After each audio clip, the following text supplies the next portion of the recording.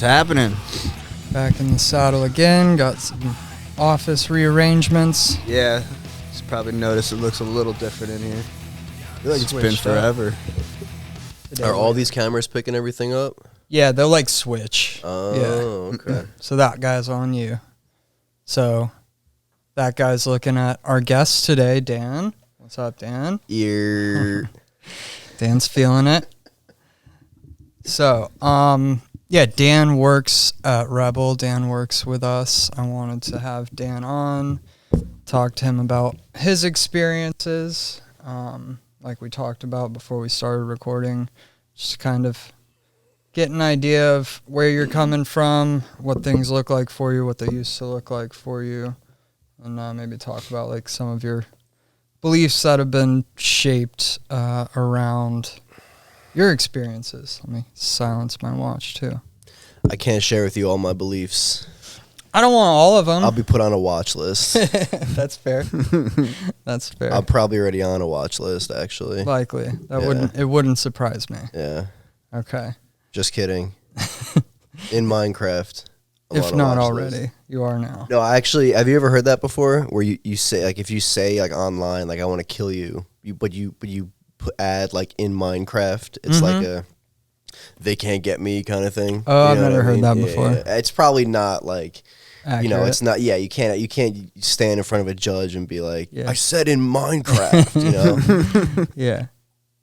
Plausible deniability. Yeah. If you just like throw that in there, I guess. Just kidding. No fringe beliefs, no watch lists. I am responsible and can be trusted with pharmaceuticals Okay. and money and large amounts of money. Everybody take note. Mm-hmm. All right. So, pharmaceuticals, you say. Dude, I've been sober for like 9 years and I'm still just a fucking wreck. You know what I mean? Not like in a bad way, you know what I mean? A But good I just wreck. like never like I just still like I was supposed to be here at 2, just overslept. You know what I Happens. mean? Like Sure. hour and a half, 2 hours late, you know. How old are you? Dude, I'm 30. It's impressive that you can sleep till 2. Yeah. Well, the problem is hold on. Dan's don't, utilizing the cough buttons. I don't go to sleep until like 6 in the morning. You know what I'm saying? And it's Yeah. not because I'm like trying to stay up super late or anything. I just have a hard time going to sleep like as is. You know what I mean? My bad. I'm like derailing you. No, this dude, already. this is Yeah. how it usually goes. Oh, okay. Have you like tried to? I mean, it sounds like that's just what your like sleep schedule is set up now. Yeah, but I have to fix it because I'm moving into the navigator position, and that's like a 9 to 5 kind of thing. So like I have to be, Yeah. you know what I'm saying, like up and sleeping at fucking like 11. You know what I mean? So Right. I have to do that, or else Christina will chop my head off. You know what I mean? For sure. So Yes, or bite it off, one or the other. one or the others. Yeah, yeah. I know So you're no watching, more Christina. noon to I'm gonna 8. be on time. Trust me. She'll hold you to that. Mm-hmm. Okay. So what? How long have you been in Florida? So I came to Florida in 2011. I came down to Florida. Okay. So I keep fucking forgetting to use that thing. That's okay. I came down to. You good? Yeah, no, you're good. I mean, the camera's on you anyway, so they're gonna see you push the button. So you might as well just clear it. Whatever. No, I gotta. Now he's gotta hit the vape. At least his doesn't make noise. That's mostly what we utilize these things for. Is my loud ass vape. So I came down to Florida in 2011. I'm from Long Island. I think we've established that before. I grew up on Long Island, New York, and I, like just fucked up for a while. But I came down to Florida in 2011, and I didn't get sober until 2014. So I had like bouts of sobriety in between. I finally like did get sober. Like I would be sober for like, 30 days and then relapse and 90 days and relapse and like, stuff like that. So I didn't really get it together until like 2014 and up until now. You know what I mean? So, but I've been down here for a minute. You know what I mean? So you came down here for treatment? Yeah, I came down here for treatment. Yeah. Did you do like the South Florida shuffle thing for a minute? Yeah, big time. The first place I was in was Sober Living in Delray, which I don't know if it's still around. Are you like, do you like try to not name like halfway houses and treatment centers and shit? Well, whatever. Whatever. Yeah. Hey, do me a favor, bring that mic down towards you a little bit. Bad. Is that better? Yeah. Yeah. Well, you just kind of keep looking over this way. So if you want to pull it further out, that way that you don't turn your head away from it. Like this? Pull it forward. Yeah, I got you. All right. Help me out, dude.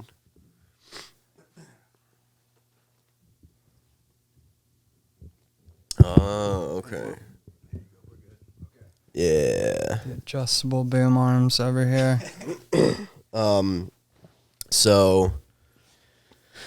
Okay. Where was I? Came down You were first asking- place you went to. Yep. All right. So I went to Sober Living in Delray, and I was there for a little bit, I guess, but it was a lot different then, you know what I mean, than it is now. Yeah, I know. Now I'm like undoing your work because I'm like, it was a lot different then than halfway houses are now because there weren't that many of them. You know what I'm saying? Yeah. There was only like a handful of them. I mean, there was still like more than like the average, American town, but there wasn't as many as there are now. So it was like that place and like a couple others, and yeah, it was like a big like apartment building complex kind of thing. And like, I don't know. I was there for a while, and then I relapsed, and I got sent to their they have this like the kids who relapse would get, when they got kicked out, they would get all sent to the same house. Yeah. So it was this place called Discover House, and I don't know why they called it that. You can only discover fucking crack chips in your bed, Sure. know. But I went there, and yeah, and then I went back to treatment, and then I got out. I went back to Sober Living, and yeah, and then I went to a bunch of other different places. Really, it's all kind of a blur at this point. But and then I was sober for like a year and a half, right? Like I was sober for like the 2013-ish into 2012, 2013, around there. But I was sober and I was dry, so I had no like program behind me or anything like that. Mm-hmm. And I was fucking miserable, like just couldn't do it. So then I relapsed, and then and then I went to treatment again, and yeah, and then I got out, and now I'm fixed. Now I'm cured. What was like your drug of choice? I didn't really have one, right? So Whatever you can get your hands on. yeah, Kind of I didn't thing? really have and this is my personal belief, is that like no matter what I do, I'm just a junkie in whatever I do. So like if I'm smoking weed, I'm a pothead. If I'm Right. drinking, I'm an alcoholic. If you know what I mean? So it didn't really matter. Like it ended with like, heroin and crack and like the fun stuff. Right, yeah. But but it kind of didn't matter, because I was like acting the same way for heroin as I was when I was like smoking weed when I was like 15. Right. I would do the same shit. I would steal, you know what I mean? I would do the same deviant shit as I would for for the harder stuff. Right, the yeah. actual substance didn't kind of like matter. It mattered little, you know what I mean? The behavior was always the same. Yeah, and it still kind of carries over that way now into sobriety, you know what I mean? Like I still have those tendencies. You know In what I mean? ways? Oh man, Because some of those ways, like I can relate to that, but I've kind of turned it into more of a positive kind of thing. So like I'm a photographer, as you can probably tell from all the equipment around you. So I put effort into learning photography and becoming better in photography, like I did, scoring my next hit. Like the all or nothing mentality and putting like everything. Exactly. Yes. Putting that so towards it could be a healthy. positive thing. So in what ways do you see that in your life today? Well, it's hard for me to the way like I call it the bug. It doesn't work for like positive, like fun things. You know what I'm saying? Like I have hobbies and there's stuff. I'm a drummer. I play in a band. I make music. But I've always had passion for those things. Right. So there is definitely a sense of like putting lots of effort into that stuff, but I can't just like sublimate that with, I still have the propensity to gamble and, fuck hookers and get impulsive tattoos. You know what I'm saying? Like I can't, I have to actively work on fixing. It's hard for me to, cause those things, the bad stuff, even though I like my good things more, the bad stuff is still way more fun in the moment. You know what I mean? Like that scratches a different itch. Right. Gambling, playing blackjack scratches a different itch than, playing a show. You know what I'm saying? They're both great in their own, and I love both. And if I had to pick, I would pick the music over the blackjack. You know what I mean? But they both kind of like hit different parts of my brain, you know what I'm saying? Yeah, different flood of dopamine. Yeah, for sure. I think playing music is like that's more of like a extended release, you know what I'm saying? Because you have the lead up to it, and then you play, and then afterwards you kind of like, when you're putting your gear away, like you kind of get that high, and that's like comes a little slower, whereas like when you're gambling, it's like instantly like right there, you're either gonna feel good or really bad. You know what I mean? Right. Yeah. But I don't want to give you this impression that I'm this like just degenerate gambler, sex addict, because I've largely removed a lot of those behaviors. You know what I'm saying? Like early on in sobriety, I definitely was, but you can't really be 30 and 9 years sober and still like doing stuff like that. Oh, you know absolutely. What I'm saying? Like, yeah. so I mean, I have done right. You People can, do. yeah. But I've done a lot of. I don't want to give that impression that I'm just like this fiend. You know what I mean? Right, like I do like I'm still involved in like AA, and I'm still involved in like the shit I need to be involved with. You know what I mean? But I do have. I guess speaking candidly about it is like I just like to be aware that those desires are real and they exist and they're intense. You know what I'm saying? So, I try not to, if I bring them to the forefront and talk about them and be aware of them, then I have less of there's less of a chance that I'll just, because when you bottle things up, that's when you want to kind of go out and just blow some steam off. You know what I mean? So. That makes sense. So let's backtrack for a second.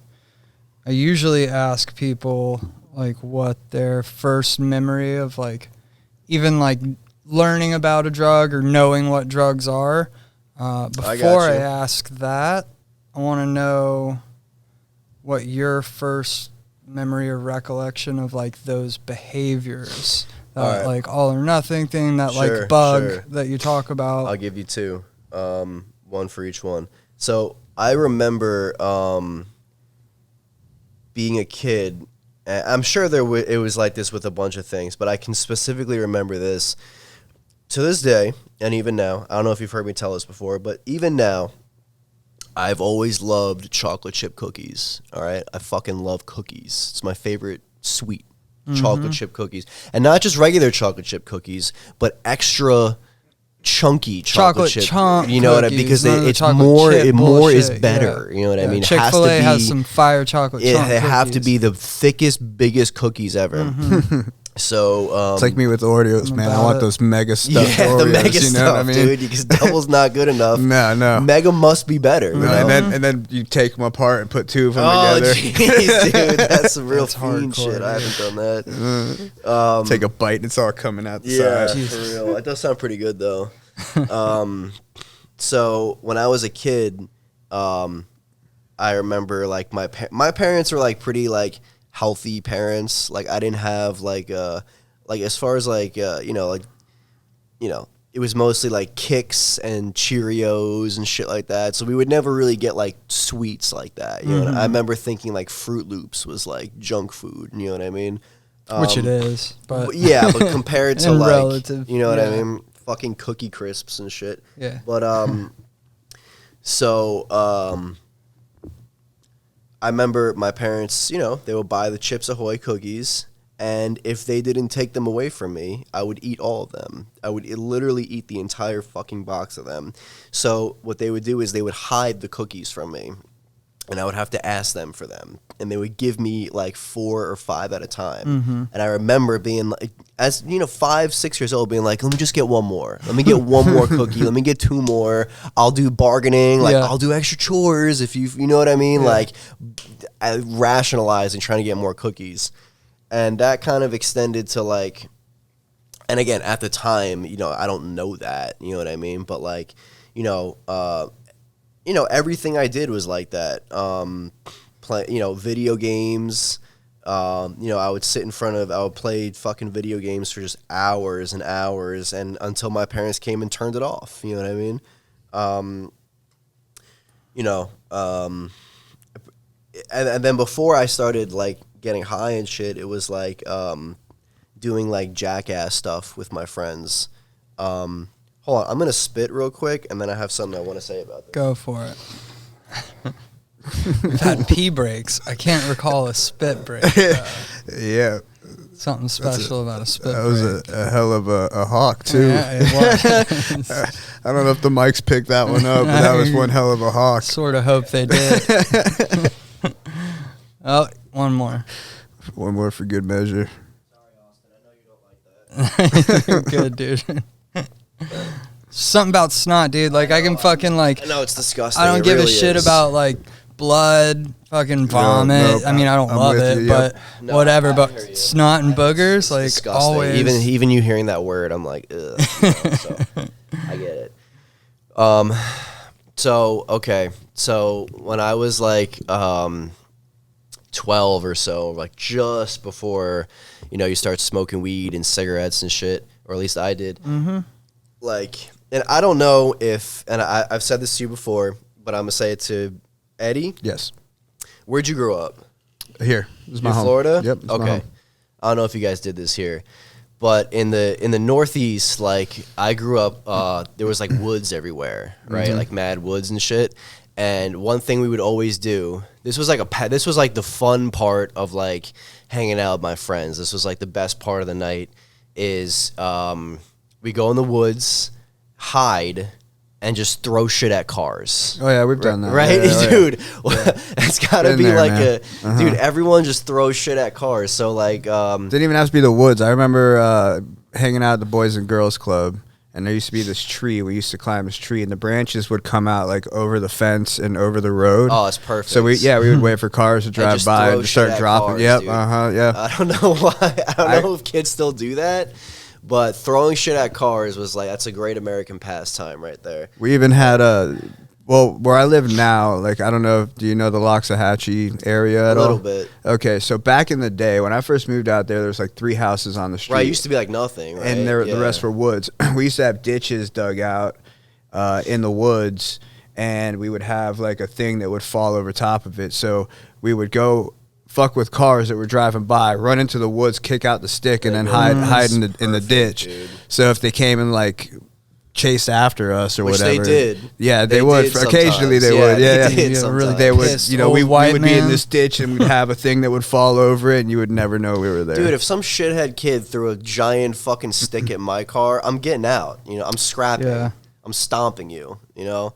But I remember like to go back to what you had asked, like, you know, I always had to throw the biggest log at the car. You know, I remember like hauling in like a big, like I couldn't even carry the whole thing. You know what I mean? Like a big, like a tree trunk. Much you know less what I mean? throw it. And trying to just throw it at a car. You know, like I always had to do the biggest thing. You know what I mean?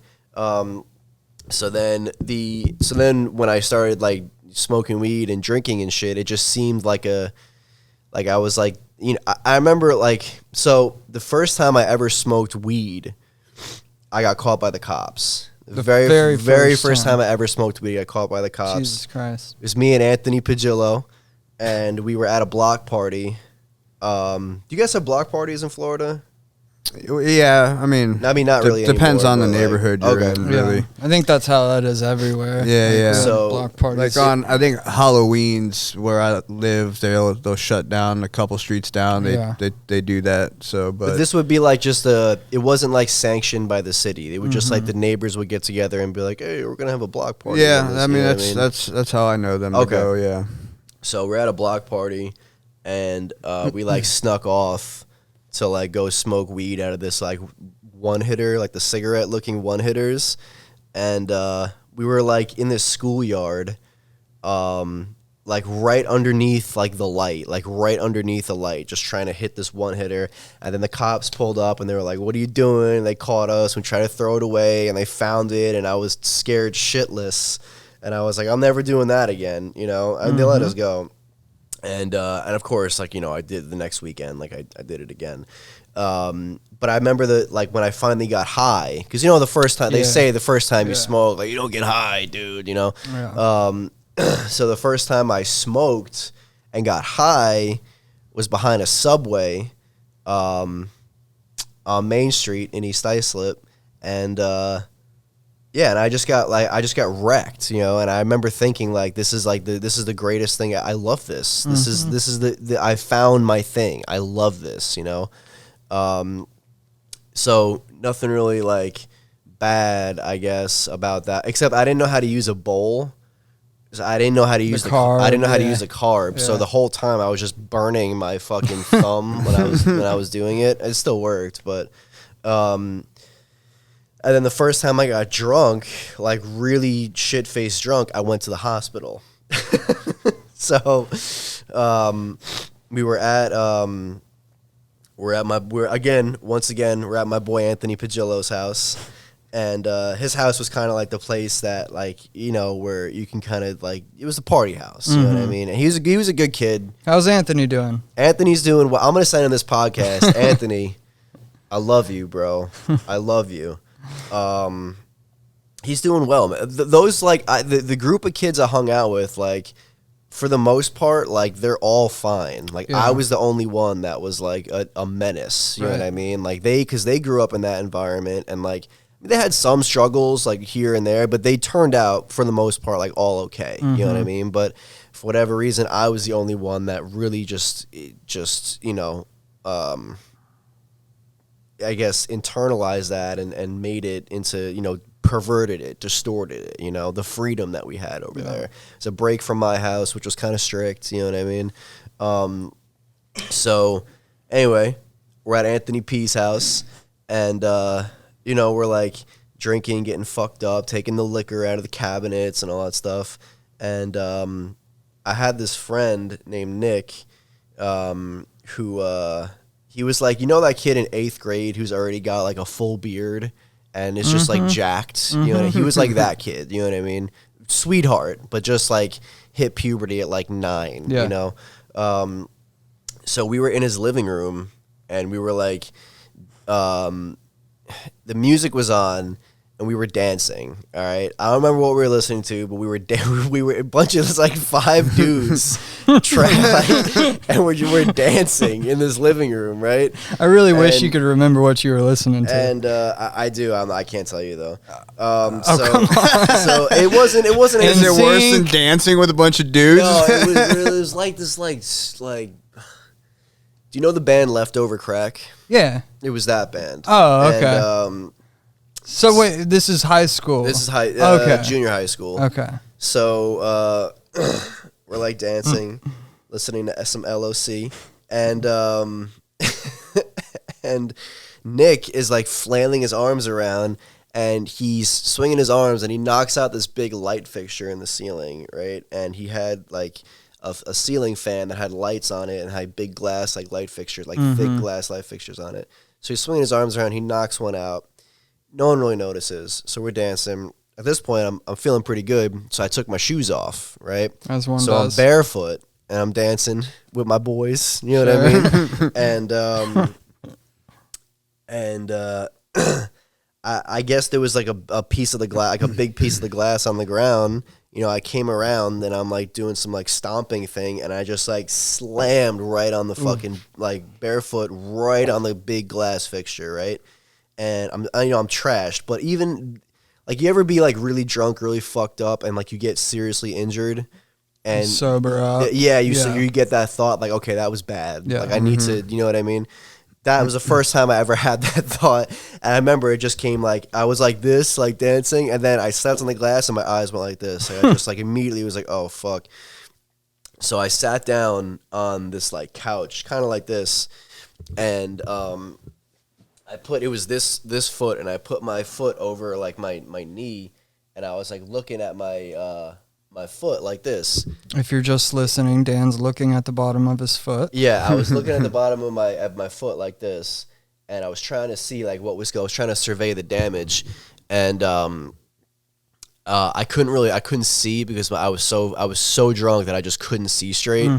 So I start tapping on Anthony. I'm like, "Yo, Anthony, look," and he turns around, and bro, his eyes popped out of his fucking head. Like his eyes got so, I have the image like burned into my brain. His eyes popped out of his head, and he was like, "Are you kidding me, dude? Like you have to go to the hospital. What did you do?" So now he's like, we had this kind of like relationship where like he would, you know, he was like the straight guy, and I would like do outrageous things, and like it would make, and he would be like, "Oh, Dan, you're crazy," you know. So I kind of like felt it was feeding into that, you know what I mean? So the more upset he got, like the more funny I thought it was. So like I'm playing with my foot, which is now, it's like this. It's like it's deep in there. My foot is like almost like halfway split. And I'm like, "Dude, does it look bad?" And I'm like pulling it a little bit, and blood is just squirting out of it. So, and again, I don't feel shit. So my friends, this kid Nick, who now feels like so fucking guilty, he's like trying to rectify that. Again, we're 12, bro. You know what I mean? So we don't know how to deal with this shit. So they're like, so they call Anthony calls my dad. He's like, "You got to come pick him up." So my dad's on his way over because I have to go to the hospital. It's like, no way. So my dad's on his way over, and then, you know, our greatest concern is not getting in trouble for being drunk. You know what I'm saying? And like, that's the greatest concern is like, and that's such an interesting thing that like, there's a lot of stories about like kids overdosing and like dying, right? Because I have a friend that, their biggest concern. And I don't think it's the kid's fault. I think that when you're young and you kind of have this like, I mean, I don't know. I don't want to say it's anybody's fault, but like when you're young, you kind of have this like idea that like being in trouble is like the worst thing that could happen. You know what I mean? It's like you're terrified of being in trouble. You don't want to be in trouble, you know? So like when some shit like that happens, that kind of kicks in again, and you're like, "Oh shit, we're going to be in trouble. I have to keep this under wraps. We have to figure this out before we get in trouble," even though you might be in bigger trouble than you realize. You know what I mean? So, so they're stuffing like food, like chips down my throat. You know what I mean? To try to mask. This will fix the smell. You know what I mean? So my dad will have no idea. You know what I mean? Like he'll have no clue. You know. So chips are known for covering. Yeah. Up, So I remember him. Booze breath. Dude, I grew up in such a fucking like Italian Guinea neighborhood that we like the kids that I was with that night was Anthony Pagillo, Nicky Arma, Anthony Giaquinto, and Evan Ferrara. Fucking like a mafia meeting. Sopranos over here, dude. I swear to God. I swear to God. Swear to God, that's who it was. Yeah, I swear to God. I swear to God, dude. So my dad comes, picks me up, and you know, and I'm in the back of the, you know, the car with, and they wrapped me up. They put like towels around my leg, and like Nick and like the other kid like carried me out, and I'm like in the car, and I went to the hospital, and I got stitched up, and I was on crutches for 2 weeks, and I just thought it was funny. You know what I mean? Like it was a funny story to tell. Even now, like I like telling that story. You know what I mean? It was a funny story, but I didn't, you know, of course, have any like idea of like what it would turn into. You know what I mean? Like, so even though my first two experiences smoking weed and drinking were like technically negative, like the more bad things got and the more I had like shitty things happen, or like I would like look at them as like, battle scars, like badges of honor. Like, oh, this is part of growing up. You know what I mean? Like, you're supposed to have stuff like this, And it's a cool story.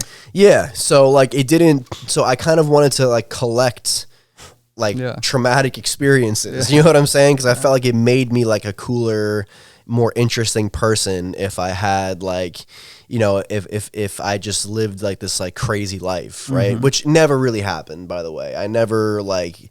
I wasn't involved in any like serious. I had a very depressing like drug career. You know what I mean? It was never. Those are the only like fun stories that I have, and you know what I mean. And one ends with the cops, and the other one's with the hospital. You know what I mean? Yeah. So the other one, like, so hang on. Did your dad catch you, or did he know? He never said anything about it. No. Sorry. They didn't at the hospital. You'd think they'd like. No, but I remember no. I remember like sitting on the edge of like the waiting to be seen, and the doctor came in and I was sitting on like some like table, I guess, and I remember they were like, "Are you okay?" Like, and I was like, "Yeah, I'm fine." And I just again still can't see, you know what I mean? Things are swirling, you know what I mean? But again, my main priority, besides getting my foot fixed, is to lie. Yeah, I can't let them. They are, they're the hospital doctors, whatever. They're an authority figure. I need to lie to them to, you know what I mean? So they don't know. So I'll be in real big trouble if they find out, right. So, those are the first two times, my first two experiences with getting fucked up. And again, those were more like fun little anecdotes for me. You know what I mean? Those weren't like, was it a red herring? Those weren't like bad omens of shit to come. It was more like fun. Right. I can understand that. Yeah. Did you like after the first time, or I guess second time you smoked weed and actually got stoned? Did you like stay smoking weed after that? Yeah, pretty much. I mean, I smoked weed like as often as I could. You know what I mean? It's a little harder to do when you're first starting out. Like when I was like, 13, 12, it's not, it's kind of hard to have like a steady connect. Yeah. You know what I mean? Like you kind of have to, be in the game a little bit to like, have somebody you can like pick up from. But, yeah, I mean, as often as possible, I mean, by the time I was 15, I was smoking weed like every day. I would cut school, you know what I'm saying? Go smoke, come back. There was like this convenient like walkover bridge like by the high school I went to, where like all the bad kids would go and go over there and smoke weed and cigarettes and shit. So by the time I was like 15, 16, like I was doing, that's what I did. I smoked weed every day and I tried to get drunk on the weekends, Yeah. And could you get weed easier than booze? 100%. And I feel like that's a pretty universal thing. Is it's way easier to get weed than it was to drink. So whenever anything, right? If you're underage, right? Yeah, weed is kind of the easiest. Yeah. I mean, there was something like I could get my hands every now and then on like, and I would just do whatever. You know what I mean? Like I was down to.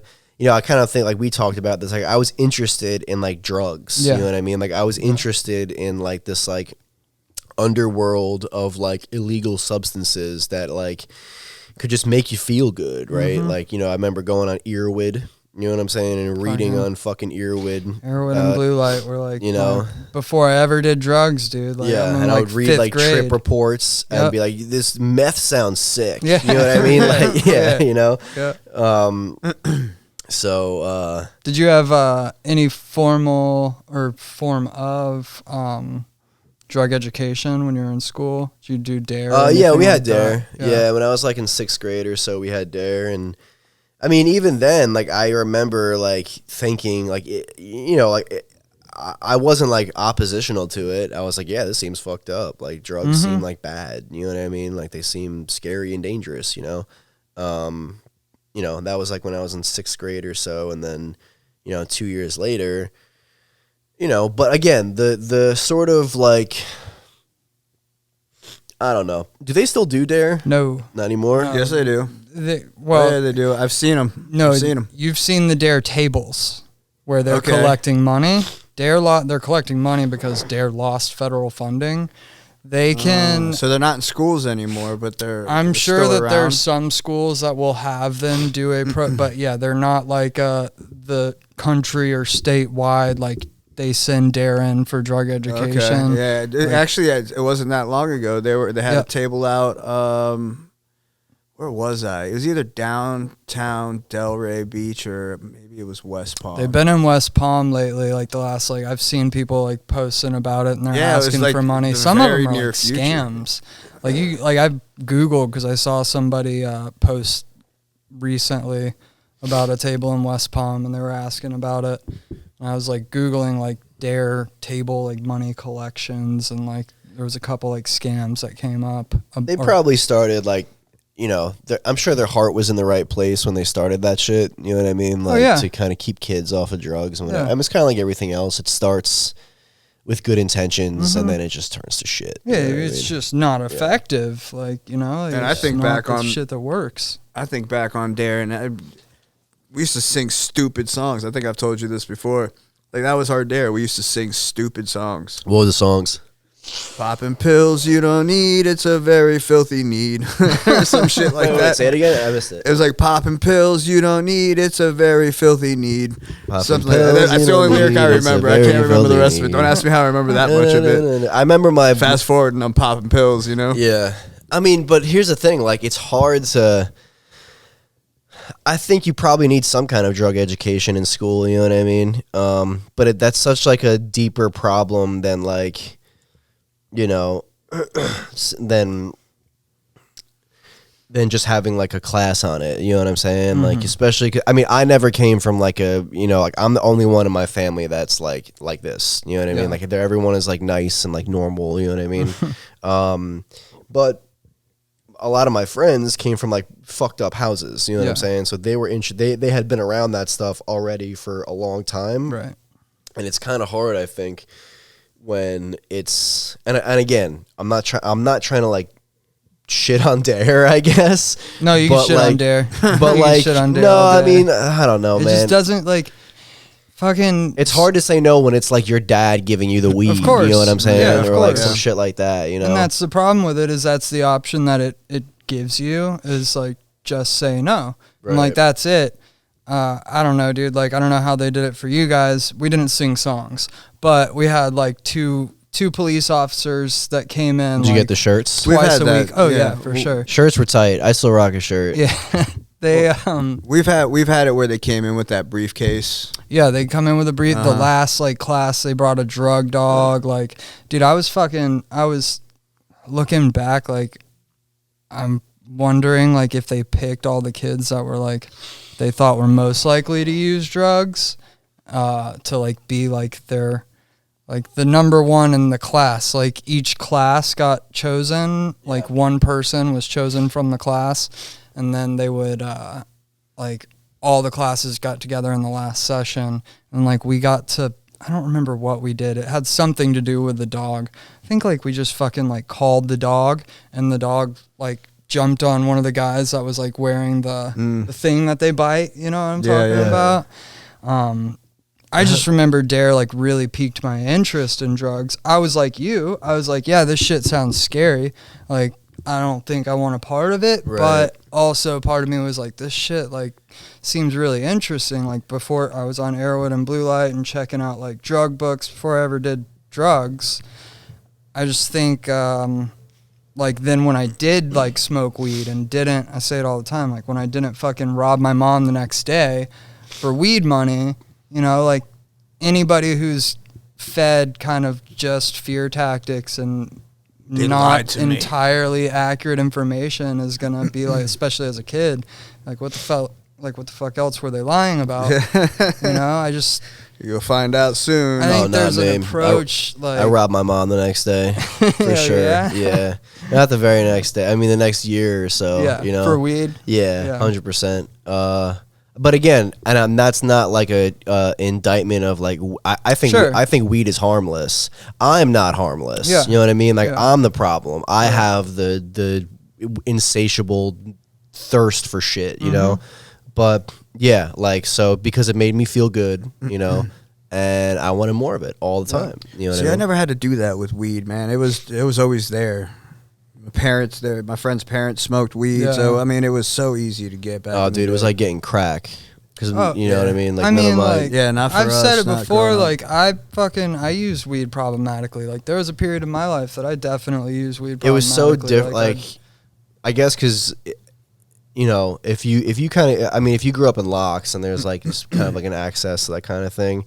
I guess where I grew, I mean, now it's so, weed is so different now. Like back then, it was like still like it's less taboo now. Right, right. It was like, still like a, you know, like it was hard to get, you know what I mean? And like you had, like, even when you did it, it was this very deviant, very like, go hide off in the woods kind of thing, you know what I mean? And then put Visine in afterwards, you know, it was very, you know, it wasn't as like open as it is. And again, like I said, I don't think weed really is like I think weed's harmless. There's plenty of people that smoke weed and they're fine, you know what I mean? It's just I'm the one that took it, you know, too far, you know what I mean?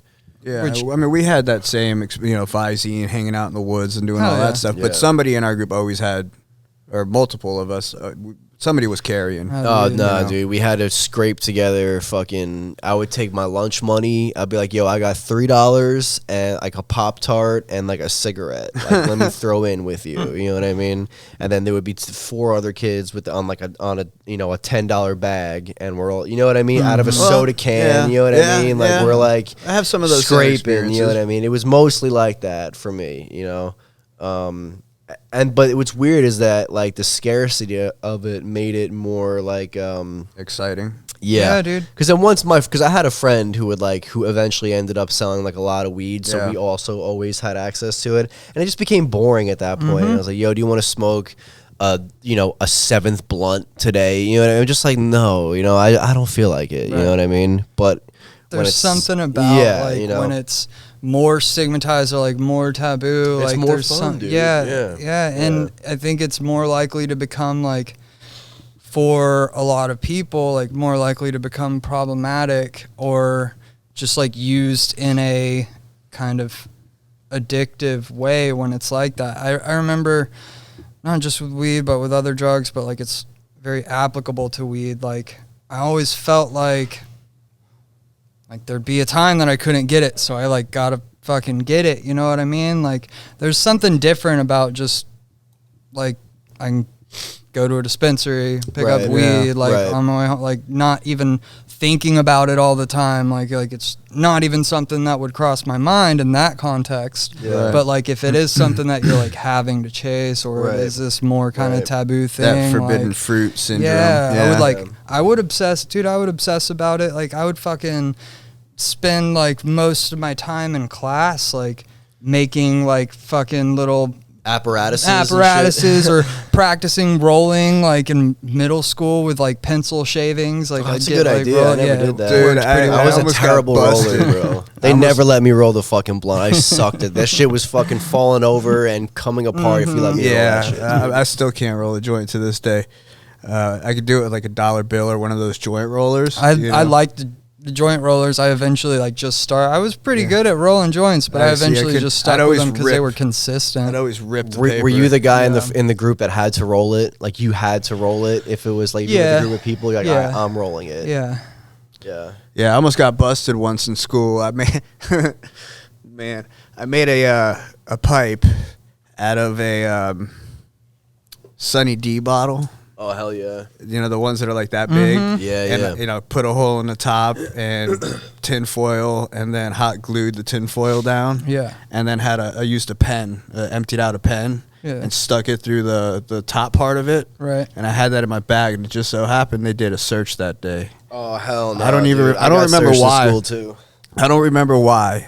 There was a rumor somebody had something, I think, and they like, you know, pulled everybody into the cafeteria or the class or whatever it was, and started searching everybody's backpacks, and I'm like, fuck. I'm like, I gotta go to the bathroom, and it was my math teacher, and he was like, math teacher's a narc, dude. I know. No, dude. Listen, he was cool? He was cool, bro. Damn, he's like, because I told him I got to the bathroom, and he's like, you got something? And I'm like, yeah, I got a pipe. And he's like, okay, just go sit down. And he searched my bag, All right, he's good. It's like, no shit. Holy shit! Had you bro. smoked out of it before? Like, had you already smoked out No, of it? I think What I, a fucking G. What did he? I threw did it he away throw after out? that. Like, I threw it away Did immediately he after throw it that. out or no? No, he left it in my bag. Yo, what a fucking And he laughed at it, dude. Bro. Yeah, He was laughed at probably it. Like this kid called this a pipe. Dude, he laughed at it. But yeah, bro. And I think I threw it away immediately after that because I was spooked, you know. But Yeah, but Yeah. yo, that's a fucking G right there. he was, bro. dude. He was awesome, man. He was one of my favorite teachers. Dude, for sure, teachers man. underrated, bro. A good teacher. Yeah. You have a fire teacher, under yeah. fucking rated. Yeah, he was. Yeah. He was awesome, Can man. He Make a big difference. Oh, yeah. Shitty or good. I mean, he liked me. We always got along. I was like one of his favorite students, and you know, because Were you good well, at I was math? also in a class where like, because all right, so I moved from Hollywood, Florida, up to here in 7th grade in the middle of the school season Well, that's or whatever. a change. So when I came, they put me in a class with all like the dropout prevention kids. Okay. So all the other kids were bad as fuck. Was that a program, like a real program, dropout prevention? Yeah, they didn't call it that. Oh, okay. They didn't call it that, but that's Okay. exactly what it was. It was because we didn't. You know how normally like the bell rings, everybody goes to a different classroom. No, we all went to the same class. Oh shit! So they kept you guys all together. yeah, and like our gym teacher was like our history teacher, kind of thing. Yeah, like yeah, yeah. so we always went to the same class. Like That's that was pretty cool. the bad kid class. Did kind you of thing. like develop like kind of like a bond with that group of people? Was Well, yeah, was that's when I started smoking weed. It was throughout the whole year, your whole 4 years. Well, this was 7th grade, so Okay. and then 8th grade. 8th grade was different, but yeah, that's when I started smoking weed. So yeah, did take you like all the kids that they deem Yeah. problematic and put them together, or like deem troubled, and Yeah, expect yeah, them we- not to you be guys extra have troubled. like a what's that movie, like Stand and Deliver? You have like a, you know, it's like there's a group of fucked up Yeah. kids, but they have like a charismatic teacher, Right. And he teaches you how cool math No, is. well, we Forgot had about we that had movie. different teachers, but we just went. Yeah. We didn't like go. You know, oh, you're going to math class, Right, and right, you're going to right. miss such and such class, and I'm going to go. No, we all had. all the same place. this, you had the yeah, we same went to the same schedule. place between you know. So this classes guy and was shit. he was your math teacher. He was the of- math of teacher, the, man. The fucked up kids. Yeah, and he was such a nice guy, dude. And you know, but I guess he was just used to like having all these fucked up kids, and then they were just assholes. And then I came, and I was like a good kid, you know. Yeah, I So- kind of had a similar, like, I wasn't like throwing desks at the teacher. Like, I was like, I think they kind of got the same sort of vibe from me, that I was a troubled kid. You know what I mean? Like, I wasn't like bad. I was just troubled. I wasn't even troubled. trouble. Like this is when I started. Like when I first discovered pot. I remember him sitting down. I was at my desk, and he sits down and he looks at me, and goes, "You smoking the weed?" He said the weed, dude. That's Damn, what he dude. said. You smoking the weed? And I'm like, no. You're doing pot. Yeah, that kind of thing. No, Doing he weed. was definitely one of my favorite teachers, man. He was cool. That's sick, man. Yeah, man. I had a couple teachers like that. You know who the illest teacher? Well, I had a lot of. You know, my mom's a teacher, so I have like a soft spot kind of like for teachers. But when when I would get like, did you have in school suspension, like ISS? Yeah, I spent some time in there. Yeah, so all right. So when we had ISS, like the ISS lady who ran like the ISS room was just this magical woman, dude. Her name was Miss Potter, right? I think she actually passed away, but she was like this older, like you know, upper 60s, like just a cranky, mean old woman, right? But she was nice. Like she had a nice heart. She was just tough on the outside, right? She was just sick of all these damn Dude, kids. She was perfect for ISS because we'd be in there, and you know, she would like you know, she was hard where she can get like, everybody shut up, you know, and they would Yeah. all stop. But then she would start. She'd be like, "Well, you see this shit in the news? You believe that?" And then we would get people. We would have these like sometimes, not all the time, but sometimes ISS would turn into these like big discussions, and she had this way of like getting like the troubled kids to like open up. You know what I mean? Yeah. Like people would go to her for like advice and stuff like that, and like she was and then you'd be in there sometimes with like people that like, you know, from different social groups who you might not have like, oh, I thought they were like a dick, you know, and then you hear them talk and they're like, oh, you're actually pretty cool, you know what I mean? So like her and maybe that kind of ties into with like maybe like your whole thing is like we were allowed with her to talk about like, yeah, you know, I was smoking weed this weekend and my girl, you know what I mean? Like she made it like kind of a, cause I think she had like a background in like she was in like a biker gang or something. So she kind of had like she understood, you know what I mean? And she was like a comfortable environment to kind of like talk about just like the stuff that we were actually going through like as teenagers, you know what I mean?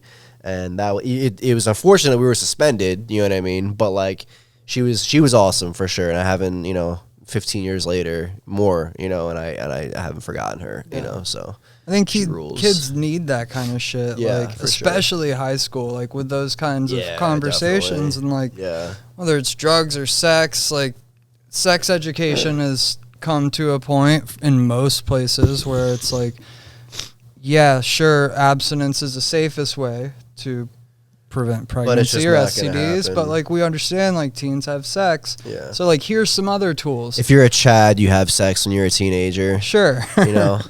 But like we don't do that with drugs. We just say no to drugs, kids. You know, like drugs are bad. It's not like here's real potential risks with these drugs. Here's ways to like make those risks less so, and like if something goes wrong, like here's what to do, and just being able to have those conversations.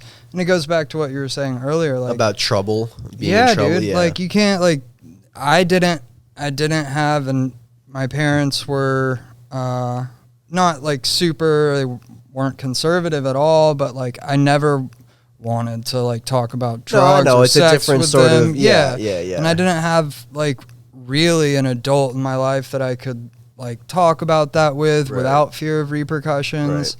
But I have a friend who like his parents were very conservative, very religious, and like we used to smoke weed together, and we did like various drugs recreationally together. And then at some point it was like after our freshman year in college, like we were going to different schools, but we'd still hang out. Like we were in the same like tight friend circle, and like our other friend was going to the same school I was going to. So we'd like go to Furman where he was going, and he'd go to Georgia Southern where we were, and like we'd still hang out and do drugs sometimes. And then after our freshman year, he got like really, like, I don't know, kind of just didn't want to like do drugs anymore. And he kind of grew out of it. I think he wanted to, you know, like he got more along the like religious lines of things. Like he was like, I mean, growing up, like he always like played in like travel soccer leagues and stuff. He would have been like, he pulled himself out of the MLS draft for 2013 or something like that. Like he was playing soccer at Furman University, which is like a big soccer school. I don't know a lot about soccer, but he probably couldn't really afford to fuck around then if he's like right. Like I mean, dude, he got around shit, so many drug tests our freshman year. They do like the NCAA like randoms, and he'd like go get the 24-hour detox that cleans out your pee and stuff. But you could get sick of that though, you know. Yeah, like, for you get tired of, like, sure, like that. for sure. But you're saying he came at it from more like a self-righteous kind of angle. Yeah, most definitely. And I mean, like, that's what he wanted to do. But I didn't know where like his, I guess, occasional use had progressed to. And his parents were the type that like when they caught him and my other friend smoking weed, like when we were in high school, like it was this big to do, and like calling each other's parents and like this was a big deal. My parents would do some shit like that too. They weren't like religious or anything, but again, to them, I mean, sorry to cut you off. No, you're good. But again, if think about it, if weed was that taboo to us when we were younger, right? To them in the 80s and shit, it must have been like even more. You know what I'm saying? Like only like really, it's like tattoos. You know what I'm saying? Like when I was a kid, you know, I remember this kid. Anthony Padillo's older brother, Danny Padillo, got a tattoo on his forearm, and I was like, I thought he was the singular most badass dude on fucking planet Earth. You know what I mean? Like, whoa, you know? And, you know, but now, like, everybody has fucking tattoos. You know, it's not as big of a deal. Right. You know what I'm saying? I think to kind of go back to, like, that, maybe it's like, it just sort of loses its, like, edginess over time when people are like, all right, it's not that big of a deal. You know what I'm saying? More accepted. No, I think. So what happened with him? Yeah. So he, I think like what you were saying about kids not, you know, being more afraid of getting in trouble than anything else. Like, I guess I hadn't talked with him in months when this happened, but I guess he had tried, which I didn't know. Like, he had done, I knew, like, we'd done coke sometimes, but I didn't know he had, like, ever even tried heroin. And by this point, I was, like, in my use, and I was, like, I had a habit by then. But he and a couple other of our friends that, like, I wasn't as close with from high school, I guess had, like, gone to Atlanta and were, like, staying at a hotel from what I remember and got some coke and some dope. And, like, we're doing it that night. And then from what his brother told me, like, guess he had not been feeling good, and they, like, went for a walk at some point and came back. And everyone kind of went to bed and then, like, woke up to him, like, kind of keeled over and I think, like, vomiting, and he, like, wasn't doing well. And, like, I know, like, they were worried didn't about go to the trouble. hospital, Yeah. like, when they should have. And And this he is your died? friend that was getting sick? And he died? yeah. Damn, bro. Oh, man. Yeah, he So many dead on stories like arrival that. by the time he got to the hospital. That's crazy. Oh, my God. I wonder how those kids feel. I know. Like, I don't know. Anybody get arrested for that? No. So I know a girl that, well, then again, they also dumped her, but or I got a left her, dumping story, too. or they left her there. A girl that she overdosed on morphine lollipops. Oh, dude, the lollipops. I remember those. She ate a morphine lollipop. Fentanyl lollipops. I never came across morphine Oh, this was- lollipops. So you had fentanyl lollipops, Time dude? ago, dude. This God was damn. fuck, man. Maybe freshman year. How old are you, Eddie? Maybe, huh? How old are you? I'll be 38 this year. Okay. So this is like freshman year for me, I think, because we used to skip school over at her apartment, Yeah. or her parents' apartment, whatever.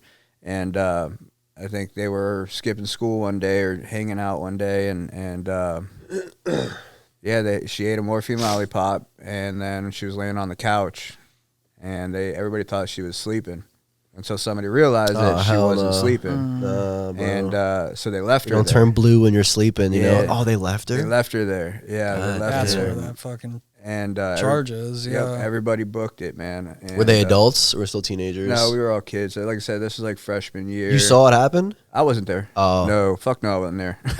I'm glad I wasn't there. Be honest, though. Do you think you would have booked it with the rest of them, or would you have stayed? Man, I don't know. I'd like to think that I wouldn't have left her there. Yeah. But, you know, like when you're in a group of people Yep. like Yeah. that, Yep. and That's what everybody everybody's else like, is "Bro, doing." let's get the fuck out of Yep. here." Shit's powerful. You know, Yeah, yeah, for sure. for sure, man. Yep. I would like to think that I would have like done something. Yeah. But who knows, man? And that's what 14 years old too at the time. Yeah, you don't Yeah, have a you're lot of dude, information you're- to you're work a with. fucking baby. Yeah, You know what I and mean? you were panicking, like, oh my god, what Yeah. the hell, what do we do? Yeah. But yeah. So she ended up passing away, obviously, and yeah, some of the people that were there got charged with it, Damn. man. Yeah. I don't even know if it would have made a difference if they would have stayed. They were somebody was gonna get in trouble for that. How old was she? The girl. She might have been like a year younger than me. Bro, so she was 13? Right about the same age, Jesus yeah. Christ. 13 years old eating a fucking morphine lollipop. It's insane. Yeah. I tried to like sorry. I tried to like I got bad allergies right now, so I'm You're fucking alright. gacking. A and lot of fucking people shit. are You're fine. falling everywhere. I remember whenever I was like, for as reckless as I was, I did try to have some kind of like, you know, there was never like a feeling, and this is going to contradict everything I just said, but like whenever I would get like like some pills I wasn't aware of, you know what I mean? I would always try to be like read up about it first, you know what I mean? And try to like maybe just take one and see how I feel. And then kind of, you know what I mean? I was like a cautious when it came to doing stuff that I wasn't aware of, you know what I mean? Like I was trying to like, I would never just get like, hey, you know, they'll make you feel here, take a bunch of these. And I would never just like, you know, pop a bunch of them in my mouth at a time. I got got fucking arrested because of that one time. You did that? Yeah, dude. I was complaining about having a headache on the bus on the way to school, and somebody handed me a pill. I didn't know what it was, so I didn't take it. So I shoved it in my cigarette pack, and I got caught for skipping school, but technically I wasn't skipping school. It was still like 15 minutes before school started. But there's like this area that we would go back. I went to Royal Palm Beach High School, and there was this area behind the high school. We called it the hammocks. Somebody went and cut up the batting cage nets and made a bunch of like hammocks in this little area in the woods behind the school. There's always a spot. So we went back there, and the cops were waiting for us. Oh hell no, dude! Yeah, dude. And it was Cops like got word 15 of the minutes spot. before school. Yeah, it was. Yeah. Everybody went back there, dude. And it was like 15 minutes before school started, and I remember like I'm walking back, and there was limited seats, right? Mm-hmm. So everybody's going back there. So I hear somebody say, "Go, go," and you know, I turn around, I've got a gun in my face. Whoa. Yeah, dude. Jesus And I'm like, Christ. dude, I hated this cop, bro. God, I could tell you more about this cop. He called me one time. I was at the beach. A friend of mine got in a fight with somebody else, and he got called to the scene. We were already at the beach by the time I guess the cops showed up. And I get a phone call on my cell phone, my little Nokia. Remember Nokias? Those bricks. Back in the day, yeah. And it's like, Officer Woods. That was his fucking name. God, I hated him so much. Shout out to Yeah, Officer Woods. talking shit over the phone. And I'm like, dude, I'm at the beach. You can't hear the waves? And he's like, I'll give you some waves. That's so weird. Why would a cop call? Like how? Like Yeah. I've never had that happen. He was a dick, dude. He had your number? He was a fucking dick. I don't know how he had my number. He got it somehow and called my fucking phone. Just called you to talk shit. Yeah, well, no, he asked me where are you guys? You know, because my boy just beat the shit out of some. Oh, so he dude figured, in the, like- in the apartment complex Right, area. right. You know what I mean? So So he gets called there. Maybe he figures like he had run-ins with you before. yeah, well, that's this incident. The Okay. first incident I had Yeah. with him was when we were skipping school, and it was him who had the gun in my face. Damn, bro. And I'm like, dude, it's like 15 minutes. I'm not even skipping technically, right? I'm just hanging out back here or whatever. So, of course, you know, they search us and shit. And I had that pill in my cigarette pack, and ended up being Vicodin. Vikes, Yeah. shittiest fucking drug ever, dude. Yeah. Vikes. I remember A taking little better than those. Tylenol 3. Yeah. It's a notch above Vikes and Valium. I remember like that was like a thing. I Yeah. would take those and get a little fucked up off that. Tylenol 3's got me in trouble once, too. Dude, I used to would. fucking pop a lot of fucking drugs in school. I used to go to school just to get my shit. Yeah, but I ate a bunch of Tylenol 3s one time and got real like Xanax fucked up kind of feeling. And I was in home ec class. Oh hell and no! my teacher caught on to it, and I ended up getting sent home and shit. I didn't get arrested. I was pretty good about being fucked up in school, and I was pretty much always fucked up in school. But I somehow was able to keep it together. The couple times where I did like puke or something like that, like it just happened to be a day where like it was like a stomach virus going around or something. I lucked out in that regard. But I had a weird bout with. Did you ever take triple C's? Oh yeah, Dude, I used to go hard on triple Fuck C's, that, bro. Dude, I hate that. Dude, I used to, Gnarly, up dude. until I was like 19, like I was doing C's like all the fucking time. I had such a tolerance for that shit. If you don't know, Dan's talking about Coricidin cough and cold. Which Yeah, I dude, which I which is I just check dextromethorphan. right, which DXM. I check the CVS sometimes just to see if they still have it. They don't have it anymore. They don't have. Oh, the they got weird- Coricidin? cough and Coricidin's cold. still no, out. but it's like high blood pressure or like the gel ones. Those aren't like the fucking.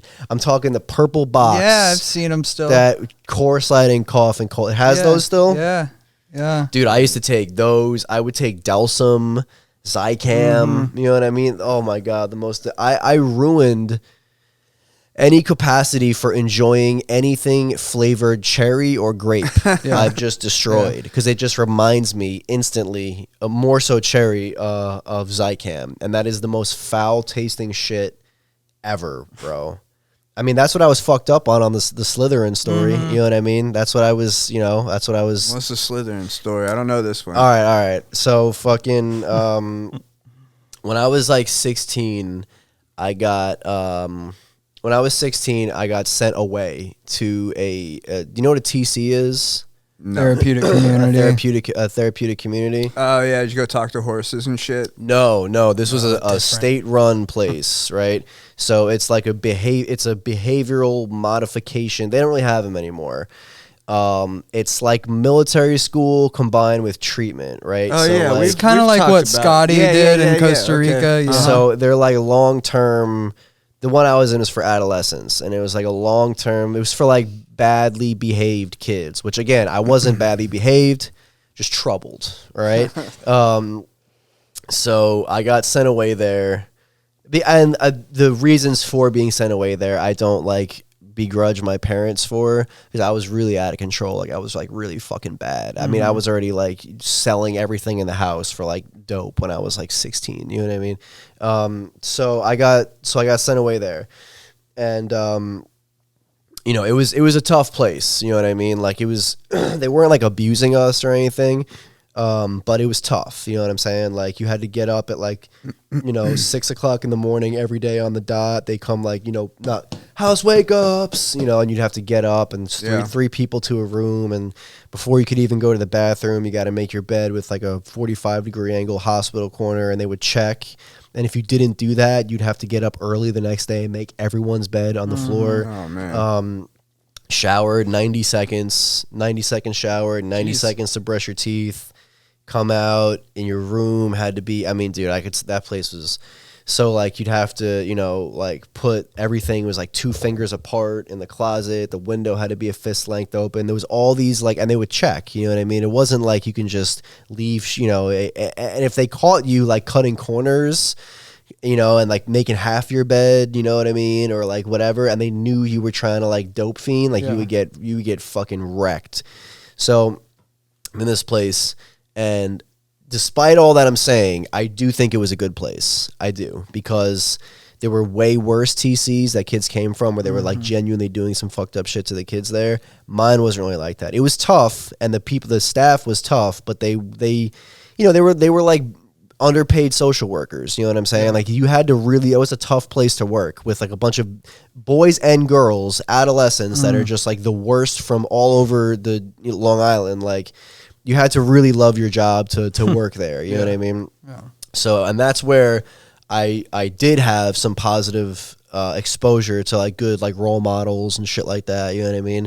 But like I said, this was not an easy place to be for a 16-year-old at first, So I ran away. I just broke out and ran away twice. The second time is when the thing happened. So I ran away. I left, and it was only like 2 towns over, in this place called Brentwood, which is like, again, like 15 minutes away from where I grew up. So I broke out, and as soon as you leave, they call your parents. If you're on probation, they call your PO. They call the cops. They file a missing persons report. They're on your ass. They don't just let you go. Yeah. So I didn't know any of that. I just left because I didn't want to clean my fucking room at like 10 o'clock in the morning. You know what I mean? So I just left. So I leave and I go out into like the town, and I just go on like a shoplifting spree, right? I stole like a hat. I stole a fucking like a hoodie, and then I stole a shitload of cough medicine. I took triple C's, Delsum, and then like a beer, right?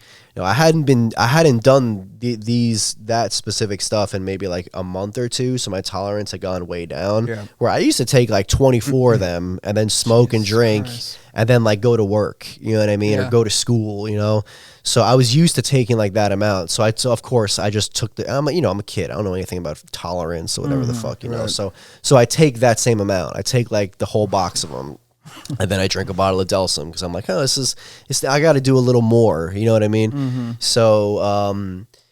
So basically I'm wandering around Brentwood, and the drugs are, the triple C's are kicking in more and more and more and more. And I'm the most fucked up I've ever been, dude. Like I can feel like my fucking soul like exiting my brain kind of thing. You know what I mean? Yeah. So like, I was sitting down in front of a payphone, and the whole day I had been like asking people for favors, right? Like I would like ask some, like, hey, can I use your phone real quick? Ask, can I make a phone call, you know? And I was doing it to where it was like, I was still personable enough to where people would like find me trustworthy. You know what I mean? Like, hey, you got any change? I said to make a phone call real quick. But now I'm Europed up. You know what I mean? So I remember trying to ask this guy for change to use the payphone. And I'm like,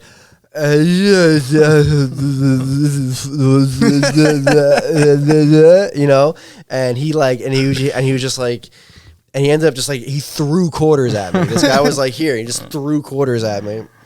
So I'm picking him up, and at first I don't even call my parents. I call my boy from back home, and I'm like, yo, I'm out, dude. Like, what are we doing? And he's like, yo, you gotta call your parents, bro. Like, they're bugging out. Like, even he knew about it, and I was like, all right.